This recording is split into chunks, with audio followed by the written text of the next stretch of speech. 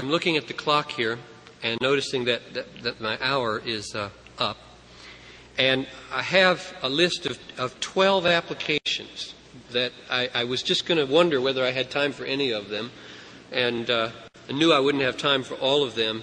But maybe since we have just a little leeway on the other side, and I won't be offended if anybody walks out, I'll give you a few of these applications to today and then leave time for questions. So I hope that's okay. I'm taking prerogative to go longer than my hour here.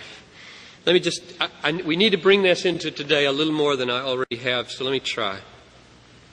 Number one, these are called on my paper here, hints at lessons we might learn from Machen. Number one is a call for honest, open, clear, straightforward, guileless use of language. Very few things anger me more than Christian slipperiness. I hate it. I really hate it.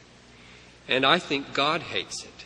And I think Paul wrote against it when he said, we speak before God with guileless, open speech in 2 Corinthians. We don't peddle the Word of God. We don't flatter with our tongue. Paul hated duplicity.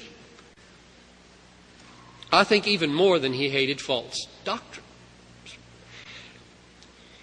It alerts us to the fact that it exists. Now, this may be taking coals to Newcastle to say this to you. I don't know. But I try to say it a lot to my church to alert them to the way moral language is prostituted today for special interest groups. Here's an example. This is a quote from Christianity Today, quoting Gregory King, who is the spokesman for the Human Rights Campaign Fund, the largest homosexual advocacy group. Quote, I personally think that most lesbian and gay Americans support traditional family American values, which he then defined as tolerance, concern, support, and a sense of community. Now here's a man on behalf of the homosexual community taking the phrase traditional family values and saying, yes, of course. This is a classic illustration of what is being done with language. What was done by the modernists in Machen's day, what is done with the word infallible in many of our schools today. It says, you take traditional family values and you say, we believe that. And then you find 4 words, that the choice of words is incredibly astute. Tolerance. If you disagree with that, you're intolerant. Concern. If you disagree with that, you're callous. Support. If you disagree with that, you are oppressive. Community. If you disagree with that, you are a hate monger. But definitions, tolerance of what? All things? The standards? People like me? Probably not. Concern. Concern for what? Expressed in what way? Support. Support for what? Behavior that is destructive to personhood? What do you mean? Oh, you don't do definitions today. We don't do definitions. That's not what language is for. Language is useful. This is politically useful to talk this way. Community? By what standards? Under what unification? Oh, we don't talk like that. It's useful. We're getting our agenda across. We're winning. If we can use language to win, we don't need definitions. Now, you must be aware of that today. You must alert your people. This preaches, brothers. This preaches. Boy, when I talk on these things, political correctness, it is dead silent in this room.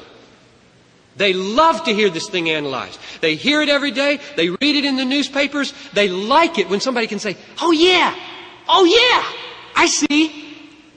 The oh yeah thing on Sunday morning is one of your best powers. Suspense in preaching is one of the most useful tools to hold up a problem. Everybody feels the problem, to hold them for 20 minutes and solve it. That's what people are longing for. When you talk about preaching doctrine, this is another point down here somewhere. When you talk about preaching doctrine, see, oh, dead, boring. Dorothy Sayers must have been off the wall then. The dogma is the drama. People want doctrine. They want things explained, but they don't want it like this, and preachy tones, and no passion, and no zeal, and no illustrations, and no thoughtfulness, and no order, and no clear language. They've had enough of that stuff, but they want you to solve their problems, their intellectual problems, and how the Bible fits with the world, and what is the active obedience of Jesus, and what is the sovereignty of God, and is the atonement limited, and that is not boring. It is not boring. You make it boring if it's boring.